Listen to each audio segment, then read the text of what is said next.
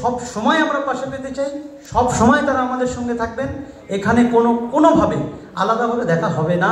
এবং আমরা মনে করি তারা আছেন বলেই যদি কোনোদিন ধরুন পুলিশ অ্যারেস্ট করতে আসলো, আমরা বলতে পারবো যে আমাদের আগের লাইনে কয়েকজন আছে, তো আগে ওই জায়গাগুলো যান, ঠিক আছে। এবং এখন তো আবার নাম ঠিকানা সবই জানি, বলবো 2 মিনিট দাঁড়ান, নাম ঠিকানা সব দিয়ে দিচ্ছি।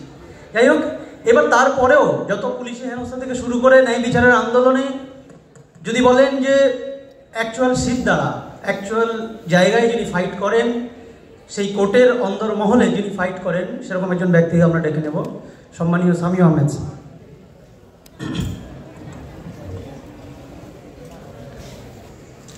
অনেকক্ষণ ধরে শুনছেন, সবাই ক্লান্ত।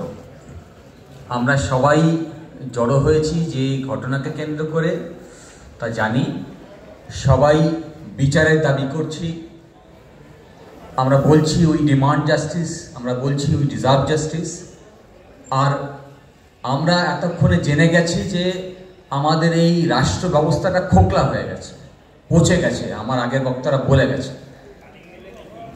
বিচার ব্যবস্থার উপরও আস্থা ধীরে ধীরে হারাচ্ছে সাধারণ মানুষ। এখন আমরা বিচার চাইছি। বিচার কেমন হবে প্রত্যেকের একটা নিজস্ব পারসেপশন আছে, আমারও নিজেরও একটা আছে। আইনজীবী হিসেবে যখন আদালতে এই বিচারের সঙ্গে যুক্ত আছি, ফলে আমার বিরাট দায়ও আছে। এখন আমি আমার বিচার কেমন চাই তা আমি বলতেই পারি, কিন্তু আমি কেমন ভাবছি, আপনারা কেমন ভাবছেন বিচার কেমন হওয়া উচিত, তার থেকেও গুরুত্বপূর্ণ হচ্ছে যে আমার দেশেরই সিস্টেম, আমার দেশেরই বিচার ব্যবস্থা, সুপ্রিম কোর্ট বিচার কেমন সম্পর্কে কি বলেছেন। আমি একটা জাজমেন্টের কয়েকটা লাইন পড়ে শেষ করব। অনেকক্ষণ ধরে শুনছেন আপনারা। সুপ্রিম কোর্ট বলছেন, the truth should be the guiding star in the entire judicial process. Truth should be the guiding star in the entire judicial process. Truth alone has to be the foundation of justice. The entire judicial system has been created only to discern and find out real truth. Judges at all levels have to seriously engage themselves in the journey of discovering the truth. That is their mandate, obligation and bounden duty.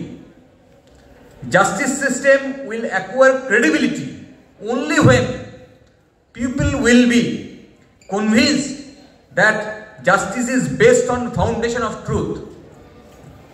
পরে পুরো এই যে supreme কোর্টের জাজমেন্টের একটা অংশ পড়ে শোনালাম, তার মোদ্দা কথা হচ্ছে জাজের দায়িত্ব হচ্ছে খুঁজে বার করা সত্যি কি। আমাদের কাছে এখনো পর্যন্ত শিয়ালদা কোর্টের যে জাজমেন্ট এসছে, সেই জাজমেন্টে বলছে যে সিবিআই যে তদন্ত করেছে, সিবিআই নতুন কোনো দেশে দেখানোর চেষ্টাই করেনি। তার মানে হচ্ছে এই কলকাতা পুলিশ যার তদন্ত নিয়ে কলকাতা হাইকোর্টের ডিভিশন বেঞ্চ অসন্তোষ প্রকাশ করেছিল, সেই দিশাতেই সিবিআই হেঁটেছে। আজকের দিনে এখনো বিচার চলছে, আর সেই বিচারে যে দিশা পাওয়া যায়নি তা বুঝে নিতে অসুবিধা হয় না ট্রায়াল করে জাজমেন্ট থেকে। এখন বিষয়টা হচ্ছে যে আমরা সবাই রাস্তায় আছি, এবং এখন যে সামনের গ্যালারি দেখলেই বোঝা যায় সংখ্যায় কমে গেছে সময়ের সঙ্গে সঙ্গে। যদি সময়ের সঙ্গে সঙ্গে এই সংখ্যাটা বাড়ানো না যায়, যদি রাস্তার আওয়াজ আরো বেশি বুলন্দ না হয়, তাহলে বিচার খুঁজতে অসুবিধা হবে। আমি একথা বলছি নিজের দায়িত্ব বুঝে নেওয়ার জন্য। শুধু আদালতের উপরে ছাড়বেন না।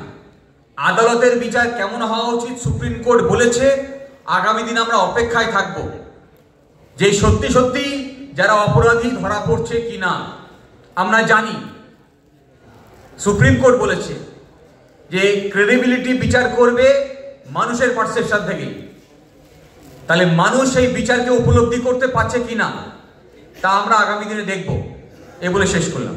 নমস্কার।